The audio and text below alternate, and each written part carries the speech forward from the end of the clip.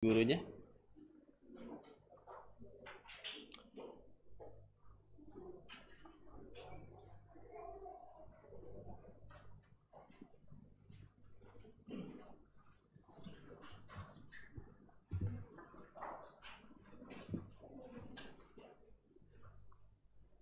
Baik, dan untuk kita di sini, mari kita membuka kitab Wahyu. Wahyu pasal yang kedua. Kitab Wahyu pasal yang kedua.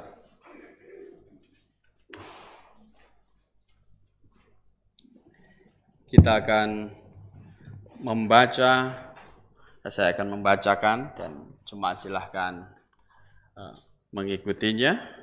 Wahyu pasal 2 dari ayat 12 sampai dengan ayat yang ke-17. Wahyu pasal 2 ayat 12 sampai 17. Saya akan membacakan. Dan tuliskanlah kepada malaikat jemaat di Pergamus. Inilah firman Dia yang memakai pedang yang tajam dan bermata dua.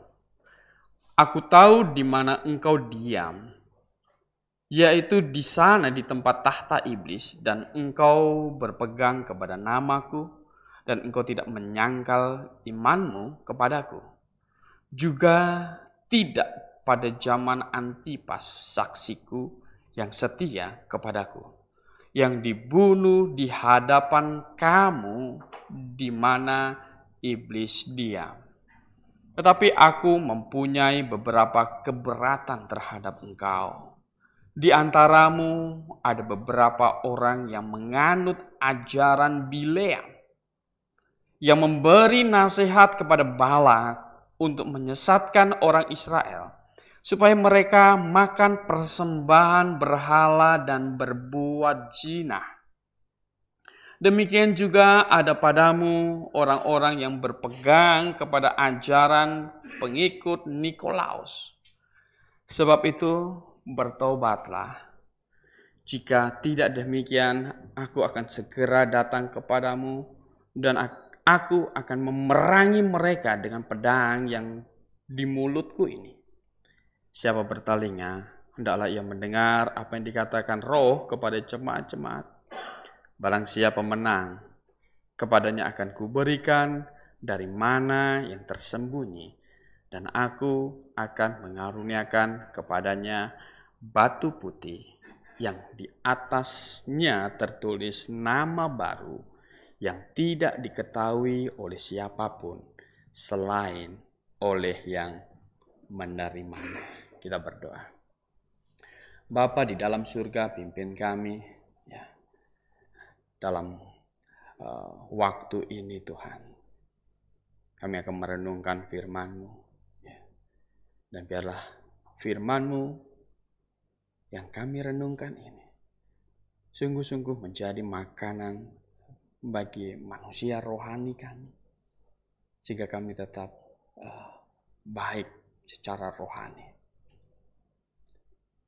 Dan Tuhan ya, bila juga yang mereka yang menyaksikan kami lewat online juga dapat konsentrasi di dalam mendengarkan firman-Mu ini Tuhan. Dalam nama Yesus Kristus kami berdoa. Amin. Ya, surat kepada jemaat di Pergamus ini saya beri tema juga setia nantikan Tuhan. Kita sudah belajar dari jemaat di Efesus, kita belajar juga dari jemaat di Smyrna, dan hari ini kita belajar dari jemaat di Pergamus. Dan dari bagian firman Tuhan ini, kita juga bisa belajar tentang setia menantikan Tuhan yang Tuhan tuntut kepada jemaat di Pergamus dan juga tentu dituntut juga kepada kita. Kita tidak setuju pandangan yang berkata bahwa ketujuh jemaat ini adalah 7 periode. Gitu. 7 periode artinya akan ada ini masa jemaat Efesus, 1 periode masa jemaat Smyrna, 1 periode masa jemaat Pergamus. Kita tidak setuju pandangan ini, tetapi kita setuju bahwa ketujuh jemaat ini adalah tujuh yang real ada pada waktu itu. Ketujuh-tujuhnya ada, ketujuh-tujuhnya mendapatkan surat, dan ketujuh-tujuhnya mendapatkan pujian dan juga teguran. Dan Bapak Ibu yang dikasihi dalam Tuhan, dan jemaat ini, nasihat ini juga bisa teraplikasi bagi kita jemaat GBIA kebenaran ini.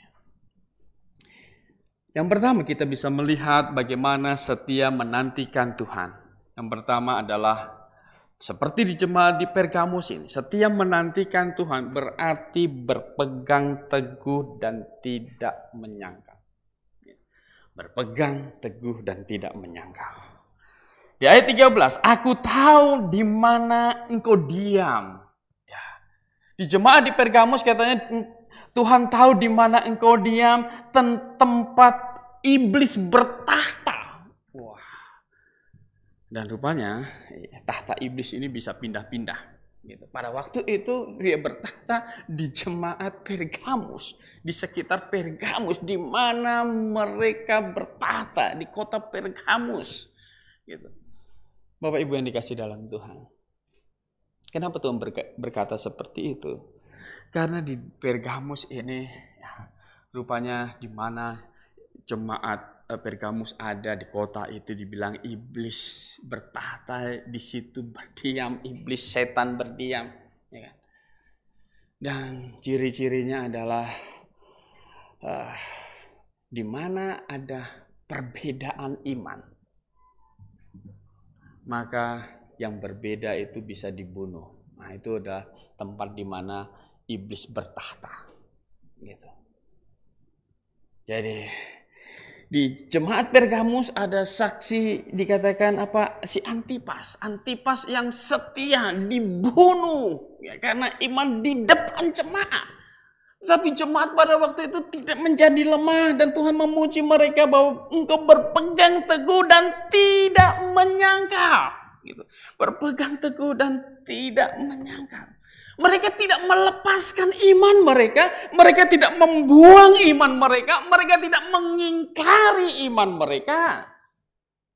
Mereka berpegang, mereka beriman kepada Yesus Kristus. Bapak Ibu yang dikasihi dalam Tuhan. Mengapa dalam sejarah kekristenan susah sekali sebenarnya iblis menemukan orang Kristen yang menyangkal? Iblis susah sekali sebenarnya mendapatkan orang Kristen yang melepaskan iman, yang membuang iman. Kenapa? Walaupun itu ditempuh oleh dia, tetapi sedikit dia tidak menemukan banyak orang Kristen yang akhirnya menyangkal, yang melepaskan iman mereka. Bahkan Tertullian pernah berkata di Bapak Gereja di dalam abad ketiga, berkata, semakin kami dibabat, semakin kami merambat. Wah, pada waktu itu demikian. Susah sekali. Gitu. Penyebabnya adalah apa? Penyebabnya adalah orang Kristen pada waktu itu. Mereka beriman dengan pengertian mereka. Mereka beriman dengan pengertian. Ya, mereka memilih iman. Ketika mereka memilih iman, memilih Yesus, mereka menetapkan hati mereka, saya ikut Yesus, saya mau menjadi Kristen. Itu saja mereka sudah berani membayar harga lewat nyawa mereka. Maka ketika berlanjut kehidupan mereka Kristen, mereka susah sekali didapati menyangkal sebenarnya. Susah sekali. Iblis susah mendapatkan orang Kristen menyangkal, melepaskan iman, membuang imannya. Karena mereka mengerti betul-betul. Seperti rasul-rasul mengerti. Ya. Bahwa apa? Tidak ada jalan keselamatan di luar Yesus Kristus. Ya. Rasul-rasul mengerti. Petrus berkhotbah bahwa di bawah kolong langit ini, tidak ada nama lain yang diberikan kepada manusia. Tidak ada. Yang olehnya manusia bisa diselamatkan. Tidak ada. Bapak Ibu yang dikasih dalam Tuhan.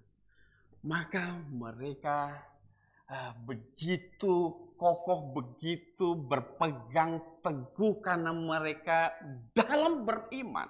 Mereka mengerti ini.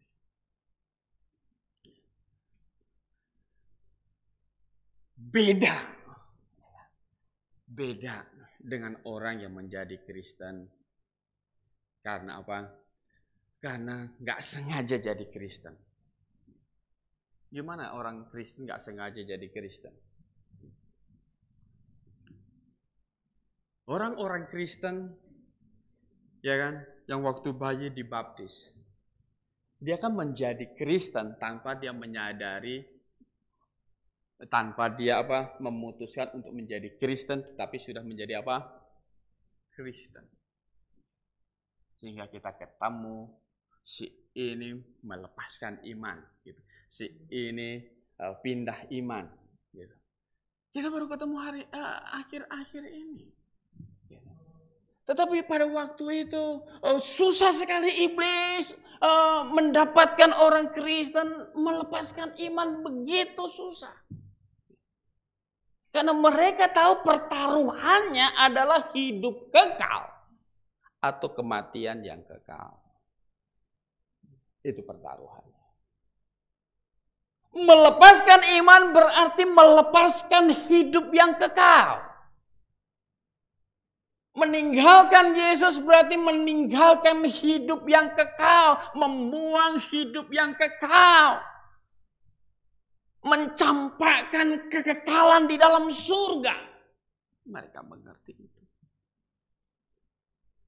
Mengapa? Karena dosa hanya bisa diselesaikan dengan penghukuman. Tidak ada dosa bisa diselesaikan dengan apapun. Dosa hanya bisa diselesaikan dengan penghukuman. Dan hanya Yesus. Gitu.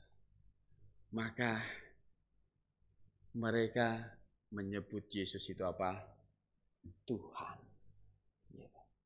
Tuhan. Anda menyebut Yesus Tuhan, tetapi banyak orang menyebut Yesus Tuhan, tetapi mengertikah penyebutan Tuhan ini? Penyebutan Tuhan berarti adalah pihak yang sudah membeli kita. Karena apa? Karena gambaran pada waktu itu adalah ada perbudakan. Dan perbudakan ini bisa ditebus kalau ada pihak yang sudah membeli, membayar. Gitu. Dibeli, dibayar, kemudian dia berganti tuan. Ya. Dan Yesus Kristus sudah membayar kita dengan darahnya yang mahal, sehingga tidak gampang. Sekalipun mereka tinggal di tempat di mana iblis diam. Tempat di mana iblis diam itu berarti kondisi di sekitar di situ kalau orang meninggalkan iman yang lama dan mengikut Yesus Kristus, taruhannya adalah nyawa mereka. Tuhan sudah antisipasi ini. Jangan takut kalau kamu kehilangan nyawa kamu. Kalau kamu kehilangan nyawa kamu karena aku, kamu akan mendapatkannya. Wah, pada waktu itu seperti itu. Bapak Ibu yang dikasih dalam Tuhan. Bukan saja jemaat di Pergamus yang tinggal di tahta iblis. Tetapi seperti saya katakan tadi, tahta iblis itu pindah-pindah. Pindah-pindah. Banyak orang menjadi martir Yesus Kristus. Gitu. Tercatat di dalam perjanjian baru yang menjadi martir adalah Stefanus. Stefanus menjadi martir pertama. Tetapi martir Yesus Kristus itu bukan saja di dalam perjanjian baru, tetapi dari perjanjian lama itu sudah banyak yang menjadi martir Yesus Kristus. Kalau Anda membaca kitab Ibrani, gitu, ada orang yang digergaji katanya. Ibrani pasal 11, para saksi iman. Ada orang disebutkan yang digergaji. Dan itu adalah Nabi Yesaya. Nabi Yesaya tercatat dia digergaji. Katanya orang Yahudi yang gak suka nubuatan dia. Dia diikat dengan batang kulit kayu, gitu, dengan kulit kayu. Padanya diikat. Dan dia digergaji dengan kulit kayu itu. Membiarkan dirinya digergaji. Menjadi martir. Oh Bapak Ibu yang dikasih dalam Tuhan. Iblis tahu. Tantangan terbesar untuk orang mempertahankan iman, untuk orang beralih dari yang salah ke yang benar adalah apa? Ketakutan. Ketakutan. Itu tantangan terbesarnya. Tantangan untuk orang beralih dari yang salah ke yang benar, dari yang tadinya tidak mengerti jalan keselamatan, sekarang mengerti jalan keselamatan, untuk ambil keputusan terima Yesus Kristus, mengaminkan Yesus Kristus, pindah dari dalam maut kepada hidup, itu adalah ketakutan.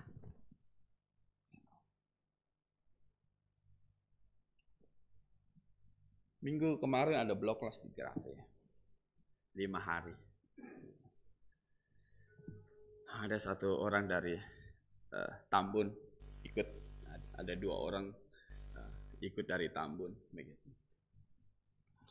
Pulangnya saya antar.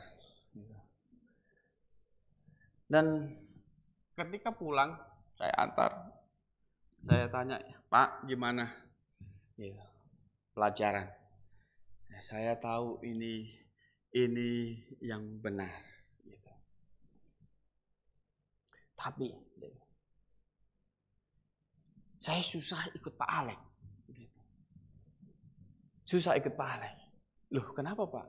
Gitu. Dia bilang, Pak Alek, dia bilang itu bikin gereja. Di samping gereja saya. Jadi kayak di Tambun itu seperti di sini gitu kan. Ada ini gereja Pak Alek, ada ini gereja dia yang lama begitu. Cuma yang di Tambun tidak seramai di sini, di Tambun hanya 3 gereja di satu komplek itu. Aduh, coba Pak Alek bikinnya itu nggak di sampingnya persis gitu. Kenapa? Saya bilang. Nanti kalau saya masuk ke tempat Pak Alek, gitu, itu kata teman-teman saya di situ apa? Gitu.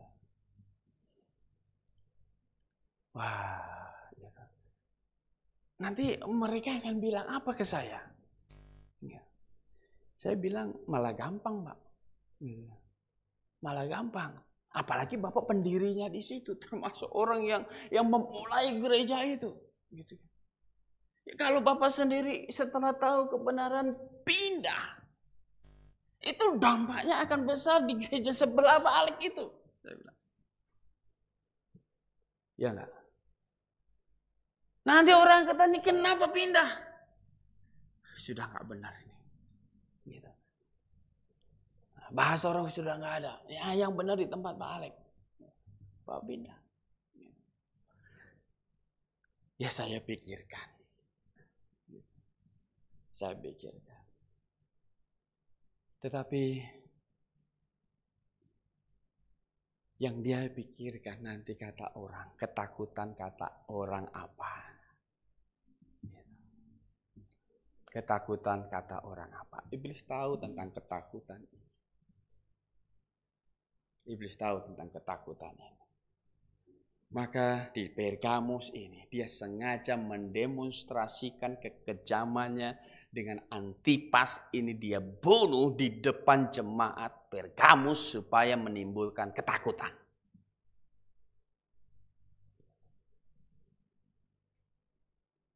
Dan pandemi ini, ada campur tangan iblis nggak?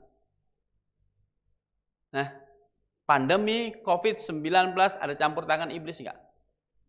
Saya yakin ada campur tangan iblis untuk timbulkan ketakutan. Untuk jemaat sebagian sebesar jemaat GBA Kebenaran bisa mengatasi ini.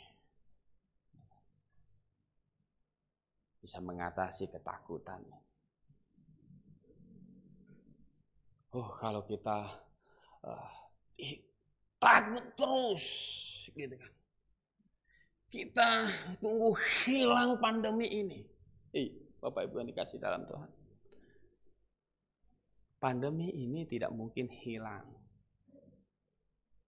dalam waktu 5 tahun mungkin. Tetapi jangan sampai kondisi ini membuat kita takut dan iman kita menurun. Tuhan mau kita berpegang teguh dan tidak menyangkal. Jemaat Pergamus dipuji karena itu. Kemudian yang kedua, setia nantikan Tuhan. Yang Tuhan tuntut di dalam jemaat Pergamus ini adalah waspada dengan ajaran yang merusak. Waspada dengan ajaran yang merusak. Dikatakan ayat 14, aku mempunyai beberapa keberatan terhadap engkau. Katanya di antaramu ada beberapa orang yang menganut ajaran Bileam. Apa itu ajaran Bileam? Kalau Anda membaca Bileam di Perjanjian Lama, Bileam ini adalah seorang nabi Tuhan, gitu. Seorang nabi Tuhan. Dia tahu Tuhan, gitu. Dia tahu Tuhan. Dia tahu sifat Tuhan. Dia sangat tahu. Dan banyak ramalannya, banyak nubuatannya digenapi karena memang dia adalah nabi Tuhan. Dan dia dipakai oleh Balak, raja Moab. Ketika Israel keluar dari Mesir, mau masuk ke tanah Kanaan, mau lewat Moab, Balak tidak izinkan.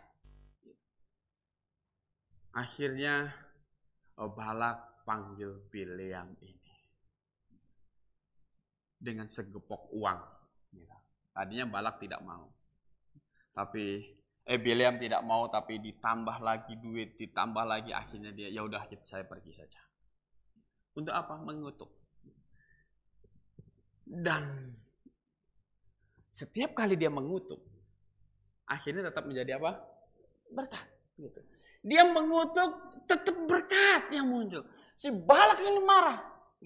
Saya ini membayar kamu bukan untuk memberkati Israel, tetapi untuk mengutuk dia. Bapak Ibu yang dikasih dalam Tuhan. Israel itu tidak mungkin menjadi kalah. Tidak mungkin mereka itu dikalahkan. Tidak mungkin mereka itu tercerai-berai. Kalau mereka itu mentaati Tuhan. Jadi setiap kali Israel ini dikutuk karena dia tidak melakukan kesalahan, dia tidak melawan Tuhan, mereka setia kepada Tuhan, sekalipun Bileam mengutuknya, tetap Tuhan memberkati dia. Kutuk itu Tuhan ubah menjadi berkat untuk Israel. Dan Balak tahu ini, Bileam tahu ini. Akhirnya karena dia tetap mau uang, dia tidak mengutuk lagi. Dia memberikan ide bagaimana Israel ini hancur. Bagaimana Israel ini hancur. Buat Israel ini berzina. buat Israel ini makan persembahan berhala. Buat Israel ini hatinya tidak pada Tuhan lagi. Nanti Tuhan akan mengutuknya sendiri. Ide ini dia sampaikan kepada Balak.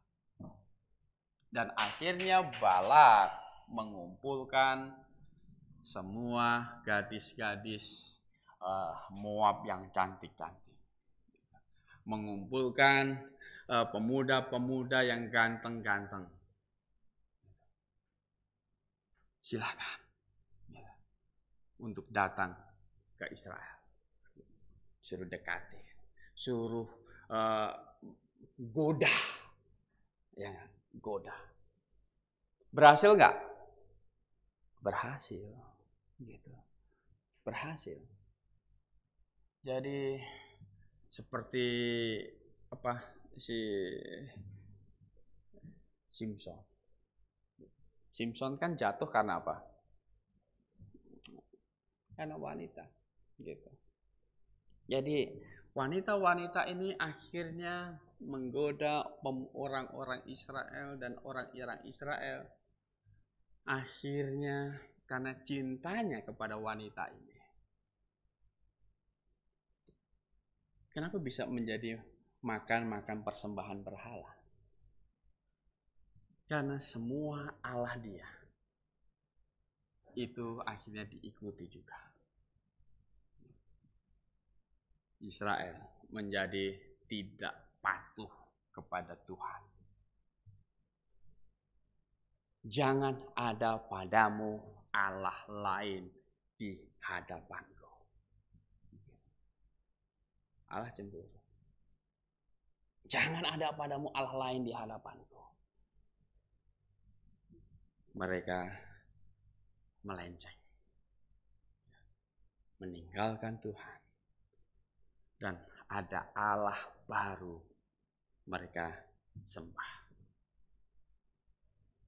Tuhan kutuk enggak? Tuhan kutuk akhirnya. Dan nasihat Bileam ini berhasil menghancurkan Israel sendiri. Tanpa harus dia mengutuk. Gitu. Dan Bapak Ibu yang dikasih dalam Tuhan, gereja akan hancur juga. Gereja akan hancur juga. Kalau gereja ini akhirnya terusak dengan ajaran-ajaran yang salah. Mungkin gedung kita tidak akan hancur. Gitu. Tetapi gereja kita ini bisa tidak berguna lagi. Kalau apa? Kalau ternyata tidak ada Injil yang benar lagi diberitakan. Kalau pemberitaan kita tidak menyebabkan orang diselamatkan, adakah gunanya gereja? Nggak ada lagi gunanya gereja. Kalau gereja berdiri, gereja berkhotbah, tetapi tidak membuat orang diselamatkan, sebenarnya tidak ada gunanya gereja. Gereja mati. Gereja nggak berguna, itu gereja sudah hancur, gereja sudah rusak. Jika demikian, Bileam bisa masuk, nasihat Bileam masuk lewat ajaran-ajaran di dalam kekristenan ini. Ada banyak sebenarnya ajaran-ajaran Bileam di dalam gereja, di dalam kekristenan, yang merusak kekristenan itu sendiri. Kalau Anda pernah mendengar ajaran bahwa ada keselamatan bagi orang yang tidak pernah mendengar Injil. Anda pernah dengar ini kan? Ada orang bilang bahwa orang bisa selamat tanpa lewat Yesus, bisa. Jadi bagi mereka yang tidak pernah dengar Injil, bagi mereka yang tinggal di hutan, bagi mereka yang jauh dari pemberita Injil, mereka bisa nanti selamat lewat penghakiman Yesus Kristus. Yesus Kristus kan sudah mati untuk semua manusia. Jadi nanti dia akan berdiri di hadapan Yesus Kristus. Walaupun dia tidak pernah mendengar Injil, Dia bisa selamat nanti dinilai oleh Yesus Kristus berdasarkan perbuatannya. Wow. Ini merusak kekristenan. Kalau memang benar demikian, ada orang bisa diselamatkan tanpa perlu dengar Injil, perlukah amanat agung? Gimana? Perlukah kita memperdengarkan Injil sampai jauh? Lebih baik nggak usah. Betul. Lebih baik nggak usah. Nanti kalau pas dengar Injil ternyata menolak malah masuk neraka. Gitu. Mendingan nggak usah pernah dengarkan Injil. Kalau nggak pernah dengarkan Injil kan nggak ada kemungkinan menolak kan? Biarlah Tuhan Yesus nanti adili lewat perbuatan dia. Gitu. Bapak Ibu yang dikasih damai. Tidak. Gitu. Tidak. Tidak ada nama lain yang diberikan kepada manusia yang olehnya orang bisa diselamatkan. Harus lewat Injil. Harus lewat Injil. Maka ada perintah pengutusan. Ada perintah untuk memberitakan Injil. Ada ajaran yang katanya apa? Tuhan tetapkan sebagian ke surga, sebagian ke neraka. Sudah Tuhan tetapkan. Ini juga merusak. Kalau memang sudah Tuhan tetapkan, untuk apa gunanya lagi kita memberitakan Injil?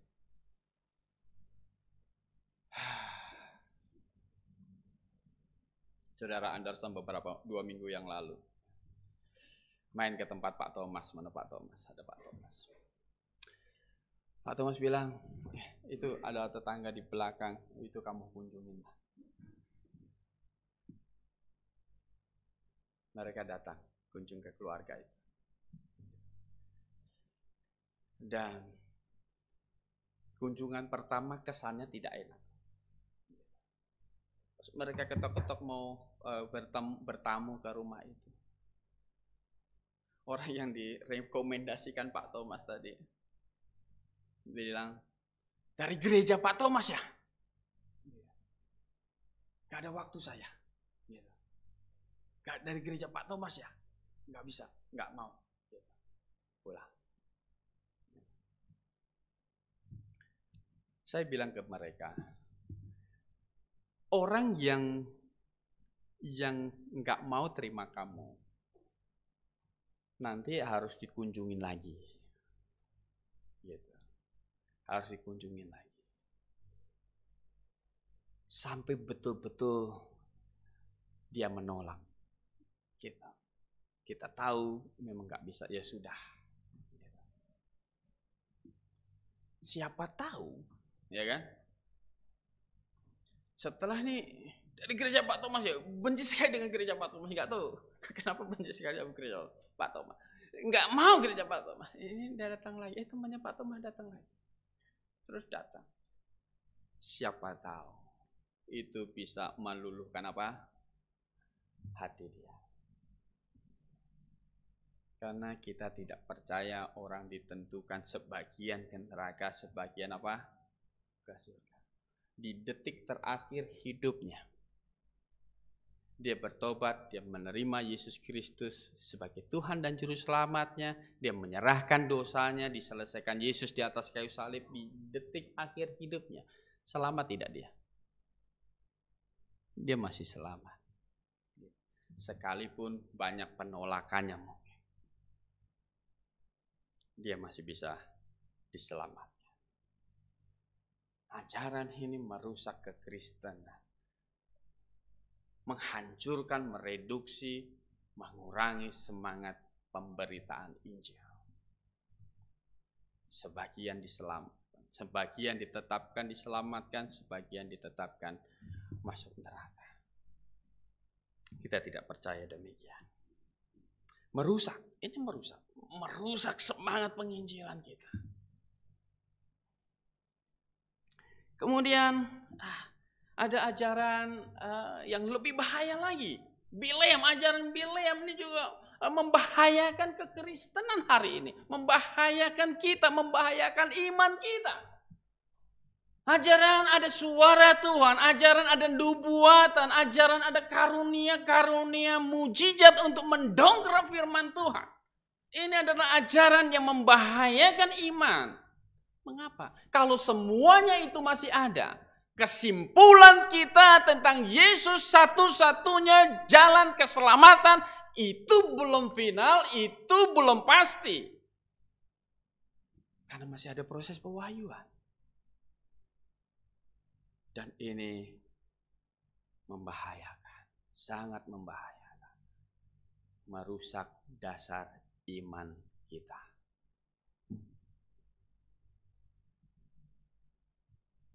Bapak Ibu yang dikasihi dalam Tuhan,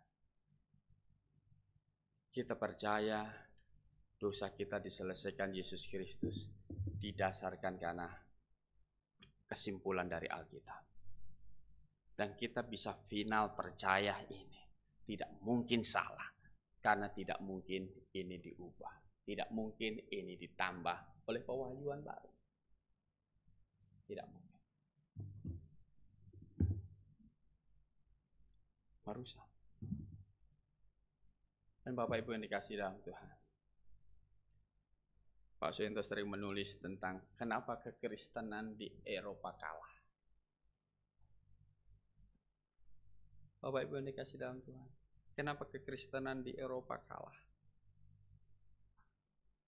Eropa itu tadinya adalah negara Kristen, tapi sekarang ada banyak gereja, gereja akhirnya dibeli dan menjadi masjid, ada banyak. Ada juga gereja menjadi wihara, bahkan ada. Ada. Kenapa bisa demikian? Eropa. Tempat di mana Alkitab King James, Raja King James pada waktu itu menyuruh menerbitkan Alkitab dalam bahasa Inggris. Dan bisa kalah. Bapak Ibu yang dikasihi dalam Tuhan, akar persoalannya adalah karena gereja di Eropa memasukkan orang menjadi Kristen tanpa bertobat.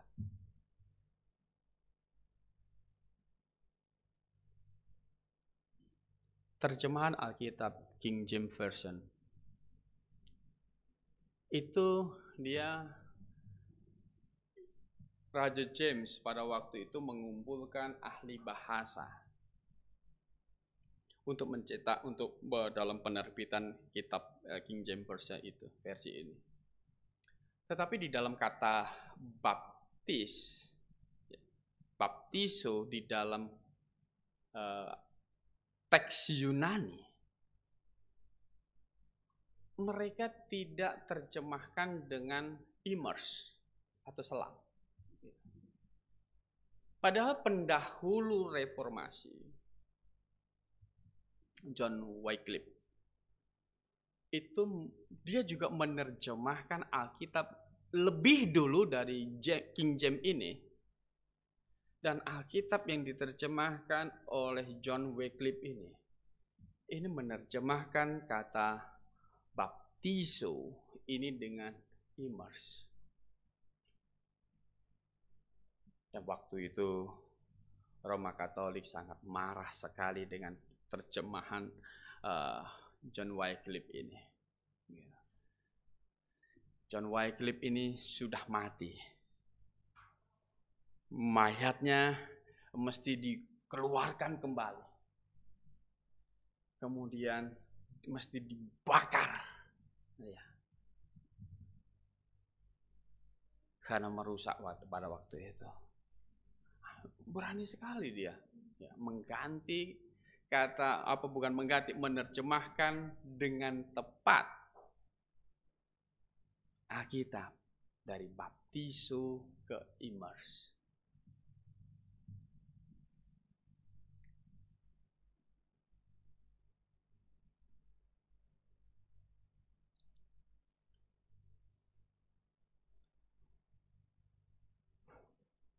Ya, jadi tetapi Ahli bahasa yang ditunjuk oleh Raja James ini waktu itu ambil jalan tengah, sehingga di KJV itu menerjemahkan baptizo menjadi baptism.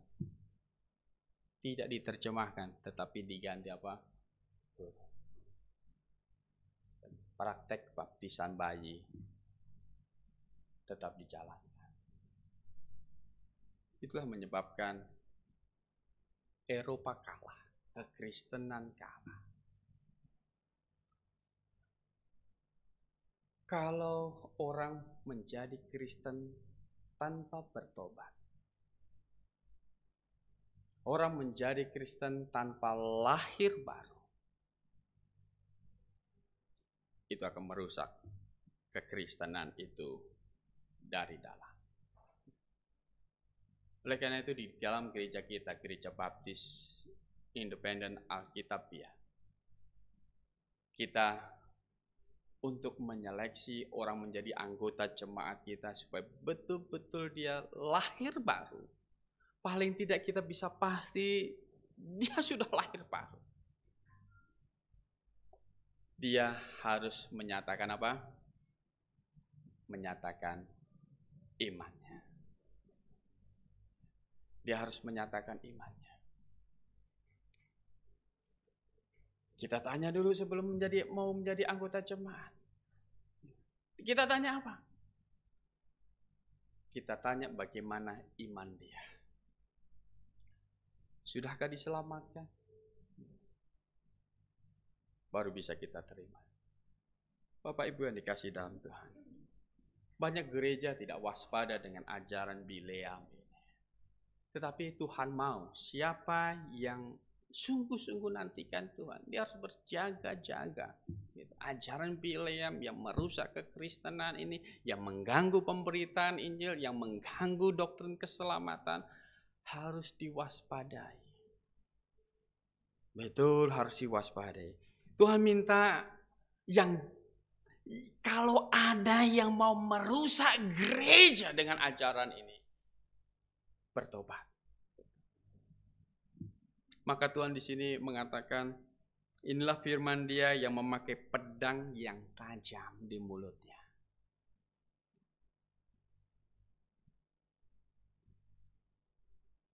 Tuhan bisa akan berperang dengan dia. Bapak Ibu yang dikasihi dalam Tuhan, kita tidak pernah berkata bahwa kalau kamu meninggalkan Kristen, meninggalkan ini, saya bunuh. Wah, kita nggak pernah berkata seperti itu.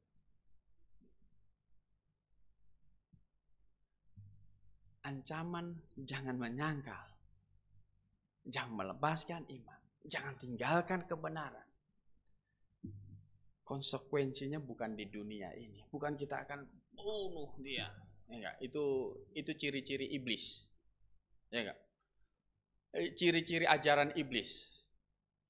Kalau membunuh orang yang beda iman, itu ciri-ciri ajaran iblis. Itu kalau membunuh karena beda iman, itu perintah iblis. Tuhan tidak pernah perintahkan itu. Tidak pernah.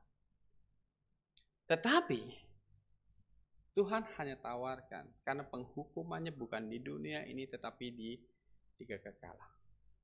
Kalau engkau memilih Yesus, engkau tetap bersama dengan Yesus, engkau hidup yang kekal. Kalau engkau melepaskan, engkau kehilangan hidup yang kekal. Orang bilang, berarti gagal dong penebusan Yesus Kristus. Berarti tidak berhasil karya Yesus Kristus. Berarti Allah gagal. Bukan Allah gagal. Tetapi Allah memberikan kehendak bebas kepada manusia, saya dan saudara, untuk tetap memilih di dalam Yesus atau tidak. Yesus sudah menanggung dosa manusia. Kalau memilih keluar, memilih melepaskan, memilih meninggalkan, bukan karya itu gagal. Tetapi karya Yesus di atas kayu salib itu tidak teraplikasi secara pribadi kepada Anda. tidak teraplikasi secara pribadi. Karena Anda tidak di dalam anugerah keselamatan. Setia nantikan Tuhan. Nomor 1, berpegang teguh dan jangan menyangka. Yang nomor 2, waspada. Ajaran yang merusak gereja, merusak kekristenan, merusak iman Anda. Waspada dengan itu. Sampai Tuhan datang, kita tetap berpegang teguh dan tidak menyangkal. Amin. Mari kita berdoa.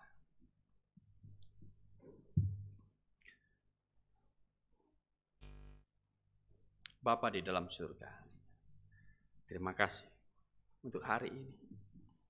Ada pertemuan jemaat yang bisa kami lakukan. Dan Tuhan, ya biarlah pujian kepada jemaat Pergamus dan juga keberatanmu kepada jemaat di Pergamus sungguh-sungguh dapat kami camkan. Dan kami Engkau dapati setia menantikan Engkau. Terima kasih untuk hari ini. Dalam nama-Mu kami berdoa. Amin. Baik. Mari kita lanjutkan rangkaian kebaktian kita.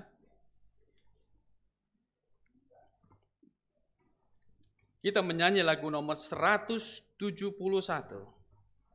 Mari barang siapa mau.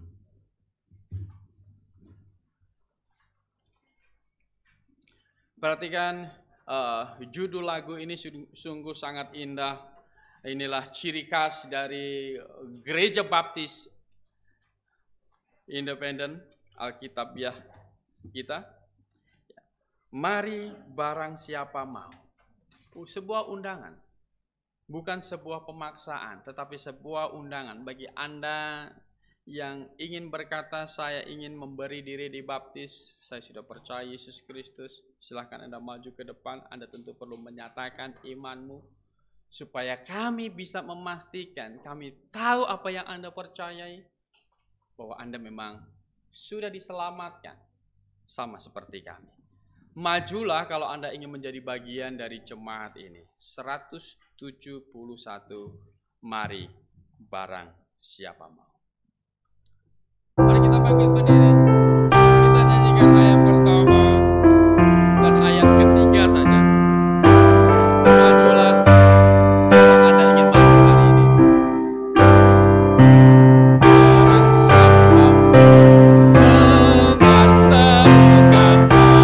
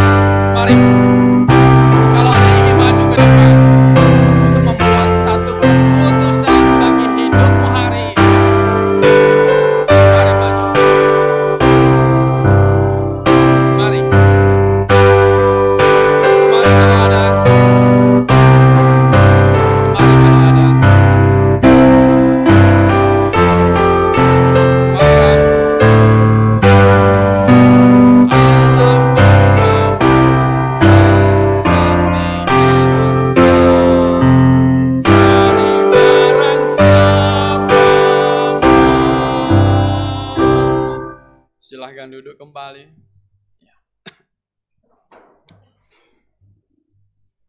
Dan cara ini tidak akan kita ubah untuk orang menjadi bagian dari jemaat kita. Mereka harus tetap terus maju ke depan, menyatakan iman mereka. Kita tidak akan mengganti cara orang masuk menjadi bagian kita dengan cara lain, dengan kita memberikan formulir, dengan kita macam-macam. Kita tidak akan ganti. Karena ini adalah cara yang terbaik orang untuk menjadi bagian dari jemaat. Kita akan lanjutkan dengan menyanyi lagu nomor 223.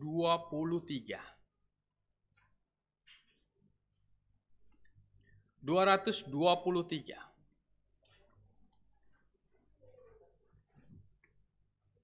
Tolonglah yang sesat. Dan lagu ini kita pakai untuk kita memberikan persembahan. Jadi ya kita, kalau Anda ingin memberikan persembahan, Anda yang ada di sini silahkan nanti maju berganti-gantian. Ada kantong persembahan di sebelah kiri dan sebelah kanan saya. Silahkan Anda maju. Tentu saling menunggu. Begitu, Anda saling menunggu. 223, tolonglah yang sesat. Dan lagu ini akan kita pakai untuk mengiring, kita memberi persembahan.